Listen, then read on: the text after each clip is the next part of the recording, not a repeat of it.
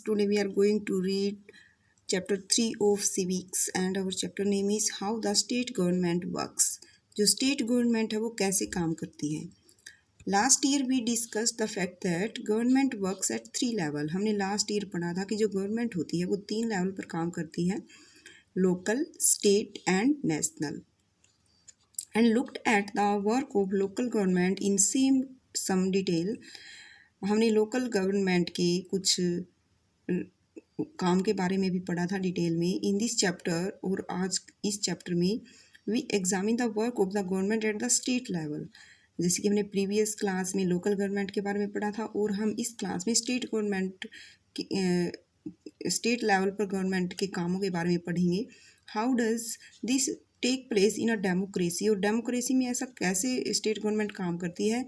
What is the role of a member of legislative assembly. और जो MLA होते हैं जिनको लेजिस्लेटिव असेंबली के मेंबर्स जो होते हैं वो कैसे क्या उनका रोल होता है और जो दूसरे मिनिस्टर होते हैं उनका क्या रोल होता है. How do people express their views और डिमांड एक्शन फ्रॉम गवर्नमेंट. कैसे लोगों के व्यूज़ कैसे लोग अपने व्यू को प्रकट करते हैं और कैसे गवर्नमेंट से डिमांड करते हैं. We look at these questions through the example of health के एग्जाम्पल से हम इन सभी क्वेश्चन को जानेंगे. तो first of all there is a conversation between two girls. हम पढ़ते हैं इनकी conversation. Hey look at this. It says that there is a water shortage in our state and people are falling sick. ये newspaper की कोई clip देख रही हैं और यहाँ ये पढ़ के बोल रही हैं कि देखो हमारे स्टेट में पानी की कितनी शॉर्टेज है और इसकी वजह से जो लोग हैं वो बीमार पड़ रहे हैं. In many villages people were found to be drinking unclean water. फिर वो कहती है देखो यहाँ पे ये लड़की बोल रही है, जो सेकंड गर्ल है वो बोलती है कि हमारी स्टेट में कई जगह तो ड्रिंकिंग वाटर अनक्लीन है, पानी जो है साफ़ सुथरा नहीं है. Streams have dried up. जो स्ट्रीम्स हैं वो सूख चुकी हैं. And so have tanks. और टैंक्स भी. In the worst affected area villagers have been carrying water across great distance. और जो बहुत ज़्यादा प्रभावित एरियाज़ है ना गांव में, तो वहाँ से तो लोग है ना बहुत दूर से पानी लेकर आते हैं. तो इस तरह से ये अपने एरिया में जो प्रॉब्लम है वो डिस्कस कर रही है. Next people at the district headquarter Patalpuram receive water supply once in 3 days. ये कहते हैं कि जो पटलपुरम डिस्ट्रिक्ट का जो हेड क्वार्टर है ना वो वहाँ पे पानी वंस इन 3 days 3 दिन में एक बार पानी की सप्लाई होती है. The district hospital here is overflowing with patient. और जो डिस्ट्रिक्ट हॉस्पिटल है ना यहाँ का ये पेशेंट से भरा पड़ा है बुरी तरह से. A large number of home are children with acute diarrhoea. और जिनमें है ना ज़्यादातर पेशेंट बच्चे हैं और जिनको क्या हुआ है diarrhoea. On the TV news they said 10 people have died from diarrhoea. TV news में देखा था कि उसमें कहा गया था कि जो डायरिया से है ना 10 लोग मर चुके हैं. Is this possible. कहती है कि क्या ऐसा हो सकता है, मतलब कि डायरिया से भी क्या लोग मरते हैं क्या. Can one really did die from it. क्या इससे कोई मर भी जाता है. Who knows just hope I don't get it. फिर ये कहती है कि मुझे आशा है कि मैं कम से कम मुझे डायरिया ना हो. Next my mother said not to have any ice drink from the market. मेरी माँ मुझे कहती है कि मार्केट से कोई आइस यानी कोई ऐसी चीज़ें ठंडी चीज़ें मत खाना सीखे. और उन्होंने अपने लेक्चर में मॉर्निंग में मुझे ये भी कहा था कि you have to be responsible for your health Shirin. कि शीरीन तुम अपनी हेल्थ के लिए खुद जिम्मेवार हो. तो फिर ये दोनों जैसे ही जा रही हैं तो आगे इनको जो लेडी पुलिस है वो बोलती है स्टॉप रुको. और फिर this road is blocked due to rally. यहाँ रैली हो रही है और ये रोड है ना ब्लॉक किया गया है. They have गिरोड the MLA's residence. मतलब कि लोगों ने है ना MLA का जो रेजिडेंस है उसको घेर रखा है. Really why has he done something. फिर ये कहते हैं क्या सच में क्यों क्या क्या किया उसने. हाँ they seem more angry about what he has not done.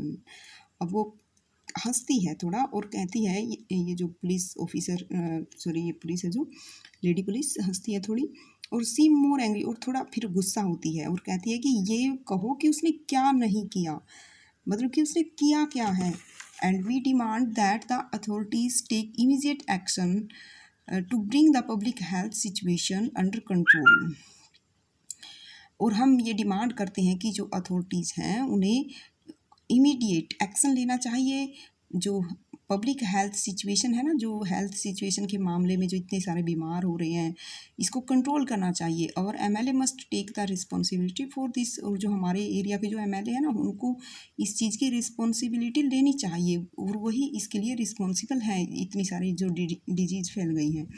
What a loud voice he has, he must be a leader और समथिंग। अब वो किसी को स्पीच देते हुए सुनते हैं तो फिर वो एक लड़की कहती है कि कितनी ऊंची आवाज़ है इनकी, लगता है ये कोई लीडर है। फिर वो दूसरी कहती है, आई सा हिम ऑन टीवी टू, मैंने उनको टीवी पर भी देखा है, he is a member of opposition, वो अपोजिशन के मेंबर हैं। तो यहाँ से क्वेश्चन उठता है कि मेंबर ऑफ अपोजिशन कौन होते हैं।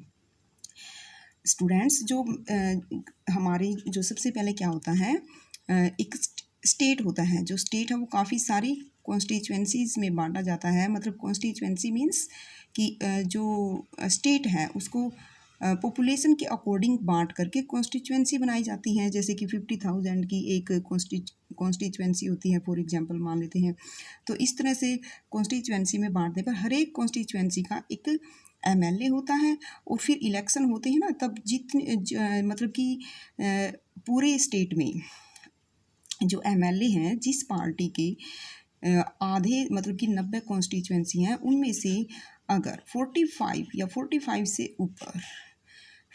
से ऊपर जिनकी सीट आ जाती है, इलेक्शन जीत जाते हैं, तो वही पार्टी जो है गवर्नमेंट बनाती है, सरकार बनाती है। उसी पार्टी के लीडर्स जो है अपना एक चीफ मिनिस्टर चुन लेते हैं।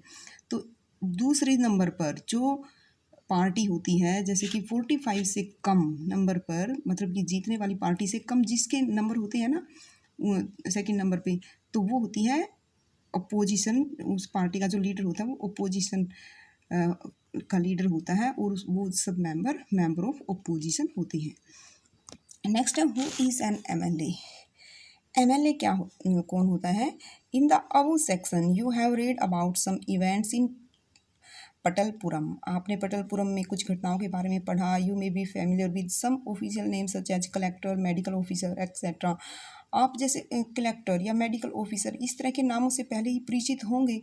But have you heard of N MLA, क्या लेकिन आपने एमएलए के बारे में सुना है। एंड द लेजिस्लेटिव असेंबली, और क्या आपने लेजिस्लेटिव असेंबली के बारे में सुना है। स्टूडेंट्स, लेजिस्लेटिव असेंबली क्या होती है, विधानसभा, हिंदी में इसको विधानसभा कहते हैं। और एमएलए कौन होते हैं, विधानसभा के जो मेंबर होते हैं ना, member of legislative assembly. Do you know the MLA of your area, क्या आप को अपने एरिया के एमएलए के नाम का पता है। जैसे कि हमारी जो डिस्ट्रिक्ट है वो करनाल है, तो नहीं, जो हमारी जो कॉन्स्टिट्यूएंसी है घरोंडा, तो यहाँ का जो एमएलए है वो कौन है, हरविंदर सिंह कल्याण। तो can you identify which party she और ही बिलोंग्स टू, तो क्या आप पहचान सकते हैं कि वो कौन सी पार्टी से बिलोंग करते हैं। तो अगर आपसे पूछा जाए जो हरविंदर कल्याण है वो कौन सी पार्टी से बिलोंग करते हैं, बीजेपी से। Okay students, next member of legislative assembly are elected by the people. जो लेजिस्लेटिव असेंबली के जो मेंबर्स होते हैं वो लोगों द्वारा चुने जाते हैं। They then become member of the legislative assembly, फिर वो लेजिस्लेटिव असेंबली के मेंबर बन जाते हैं चुनने के बाद। And also form the government, और फिर क्या बनाते हैं, वो सरकार बनाते हैं। In this way we see that the MLAs represent people. इस तरह से मतलब कि जीतने के बाद वो गवर्नमेंट बनाते हैं, और क्योंकि लोगों के द्वारा ही मतलब लोग वोट देते हैं तभी तो बनते हैं वो। तो इस तरह से वो क्या रिप्रेजेंट करते हैं, पीपल, लोगों को ही रिप्रेजेंट करते हैं, लोगों के प्रतिनिधि होते हैं। The example below will help us understand this matter. Every state in India has a legislative assembly. हर मतलब इंडिया में हर स्टेट की लेजिस्लेटिव असेंबली होती है। Each state is divided into different area. प्रत्येक स्टेट है ना डिफरेंट एरियाज़ में डिवाइड की गई होती है, और कॉन्स्टिट्यूएंसी या फिर कॉन्स्टिट्यूएंसीज में डिवाइड की होती है। जैसे ये यहाँ पे एग्जाम्पल में दिया गया, ये जम्मू कश्मीर है, इसमें इसकी जो 68 कॉन्स्टिट्यूएंसीज़ हैं और ये पॉपुलेशन के हिसाब से इनकी डिवीज़न की गई है। इसी तरह से अगर हरियाणा की बात करते हैं तो हरियाणा में कितनी कॉन्स्टिट्यूएंसीज़ हैं? 90। ओके स्टूडेंट्स, तो यहाँ पे कॉन्स्टिट्यूएंसीज़ में बांट दिया। For example look at map, ये मैंने आपको बता ही दिया कि हिमाचल प्रदेश को दिखाया गया। इसमें कितनी कॉन्स्टिट्यूएंसीज़ हैं? 68। From each constituency the people elect one representative. हर एक कॉन्स्टिट्यूएंसी से एक रिप्रेजेंटेटिव को चुना जाता है, यानी जो एमएलए होता है ना उसको चुनते हैं। Who then become a member of legislative assembly, जो कि बाद में लेजिस्लेटिव असेंबली का मेंबर बन जाता है। You would have noticed that people stand for election in the name of different parties, कि जो लोग इलेक्शन लड़ते हैं ना तो वो डिफरेंट डिफरेंट पार्टी से बिलोंग करते हैं। These MLA therefore belong to different political parties, है ना, तो ये सब अलग अलग पार्टी से बिलोंग करते हैं। How do people who are MLAs become minister और चीफ मिनिस्टर, कि भाई जो एमएलए होते हैं ना वो कैसे मिनिस्टर बनते हैं और कैसे चीफ मिनिस्टर बनते हैं। अब ये क्वेश्चन आता है कि जो एमएलए हैं वो मिनिस्टर कैसे बनते हैं, मतलब इलेक्शन जीतने के बाद जो काफ़ी जो जिस मतलब कि एक उसमें स्टेट में कॉन्स्टिट्यूएंसीज में डिवाइड करने के बाद जो मेजॉरिटी पार्टी होती है, जो वोट जिसकी आधे कॉन्स्टिट्यूएंसी जितनी होती है उससे आधे से ज़्यादा अगर उनकी वोट आ जाती है तो वो गवर्नमेंट बनाती है वही पार्टी। तो वो अपने एक लीडर को चुन लेते हैं और फिर जो गवर्नर होता है ना वो क्या करता है, उस पार्टी के कुछ मतलब एमएलए को लीडर वो मिनिस्टर बना देता है और एक को चीफ मिनिस्टर बना देता है। तो एमएलएज बिकम मिनिस्टर, एमएलए इस तरह से मिनिस्टर बन जाते हैं और चीफ मिनिस्टर बन जाते हैं। A political party whose MLA have one more than half the number of constituencies, ये मैंने आपको ऑलरेडी बता दिया है कि एक पॉलिटिकल पार्टी में जिसके एमएलए मोर देन हाफ आधे से ज़्यादा जीत जाते हैं, कॉन्स्टिट्यूएंसीज को जीत जाते हैं इन अ स्टेट में, can be said to be a majority, तो उस पार्टी को हम मेजॉरिटी कहते हैं।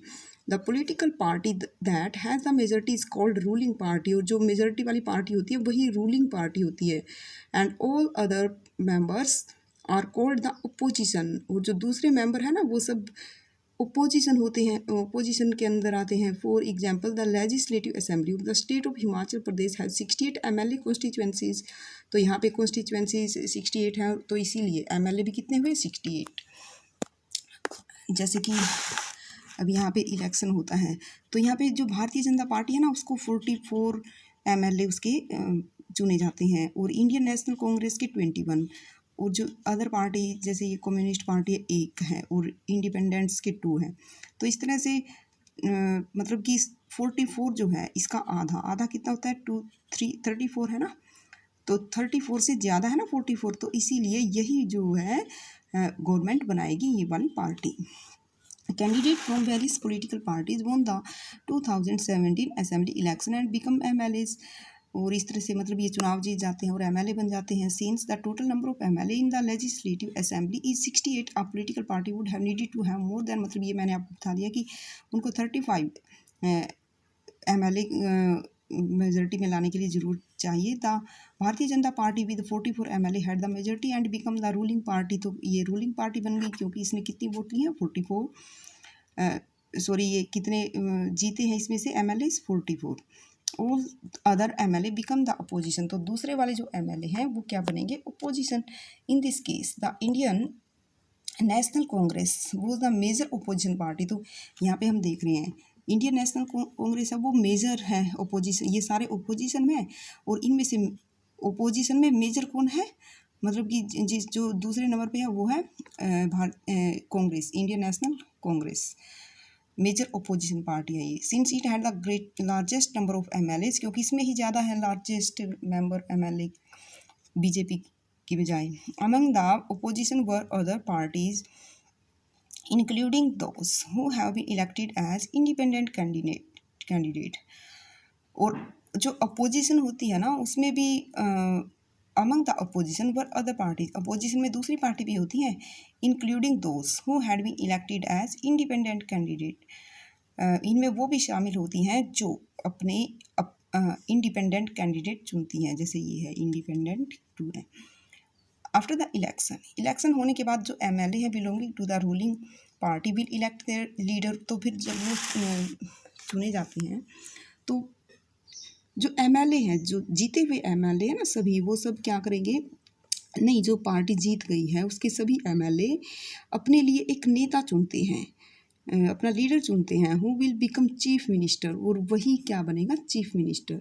और in the case the BJP MLA जो Shri Jairam Thakur as the leader, तो बीजेपी के जो एमएलए है ना वो जयराम ठाकुर को अपना चीफ मिनिस्टर चुन लेते हैं, and he became chief minister. The chief minister then select other people as minister. फिर वो चीफ मिनिस्टर है ना दूसरे जो एमएलए है ना उनमें से मिनिस्टर चुनता है अपने लिए, मतलब कि कुछ 10 या 11 इस तरह से मिनिस्टर होते हैं, जैसे कि अलग अलग होते हैं ना, defence minister, food and supply minister, या फिर दूसरे होते हैं एजुकेशन मिनिस्टर, इस तरह से। After the election it is the governor of the state who appoints the chief minister and other ministers.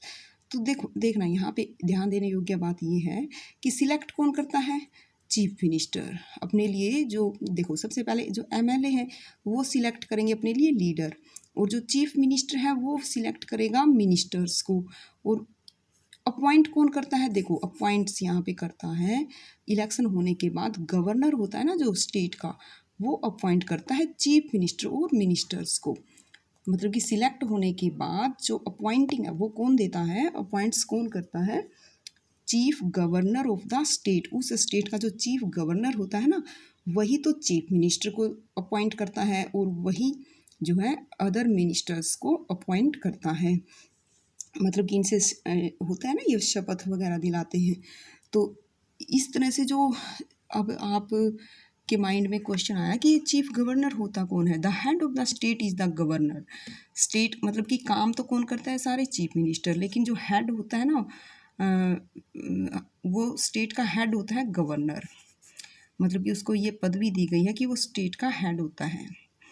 She he is appointed by the central government, और वो है ना जो या तो मतलब सी हो या ही कोई भी हो सकता है, वो सेंट्रल गवर्नमेंट द्वारा अपॉइंटेड किया जाता है to ensure that the state government works within the rule. मतलब ये सुनिश्चित करने के लिए कि जो स्टेट गवर्नमेंट है वो रूल्स के अकॉर्डिंग काम करती है या नहीं, and regulation of the constitution की संविधान के जो रूल्स हैं रेगुलेशन हैं उसके अनुसार काम करती है कि नहीं, ये देखभाल करने के लिए जो सेंट्रल गवर्नमेंट है वो गवर्नर को नियुक्त करती है। Find out the name of governor, अपने स्टेट के गवर्नर का नाम बताना आपको। हरियाणा का गवर्नर कौन है, सत्यदेव नारायण आर्य। नेक्स्ट है the chief minister and other ministers have the responsibility for running various government. जो चीफ मिनिस्टर होता है और जो दूसरे मिनिस्टर होते हैं ना वो उनके ऊपर जिम्मेवारी होती है अपनी सरकार चलाने की। अलग अलग सरकार के जो डिपार्टमेंट होते हैं दे हैव सेपरेट ऑफिस। जो मिनिस्टर चुने जाते हैं ना कौन चुनता है मिनिस्टर को, चीफ मिनिस्टर, और अपॉइंट कौन करता है, गवर्नर। तो दे हैव फिर उनको सबको अलग अलग ऑफिस दिए जाते हैं। A legislative assembly is a place where all the MLA, और लेजिस्लेटिव असेंबली है ना वो जगह होती है जहाँ पे सभी MLA whether from the ruling party और फ्रॉम द अपोजिशन, या तो वो रूलिंग पार्टी से हो या फिर ओपोजिशन से हो, meet to discuss various thing. वो सब है ना मिलते हैं, मीटिंग करते हैं अलग अलग मुद्दों पर बात करने के लिए। अपोजिशन के मेंबर्स और एमएलए जो होते हैं वो सब बैठ करके, जहाँ पे बैठ करके वो बात करते हैं उसको लेजिस्लेटिव असेंबली कहा जाता है। Hence some MLA have dual responsibilities, जबकि जो कुछ एमएलए होते हैं उन पे दोहरी जिम्मेवारी होती है। वन एज एन एमएलए, मतलब एक तो जिम्मेवारी एमएलए वाली होती है and the other as a minister, और दूसरी मिनिस्टर वाली। क्योंकि जो एमएलए है ना उन्हीं में से तो मिनिस्टर चुने गए हैं, तो उनके दो काम हो गए। एक तो वो एमएलए वाला वर्क हुआ उनका, और दूसरा जो उनको अलग से मिनिस्टर बनाया गया वो काम भी उनको संभालने पड़ते हैं। We will read about this further, बाद में हम इस बारे में बात करेंगे। स्टूडेंट्स इस वीडियो में हम यहीं तक करते हैं। Thank you for watching the video.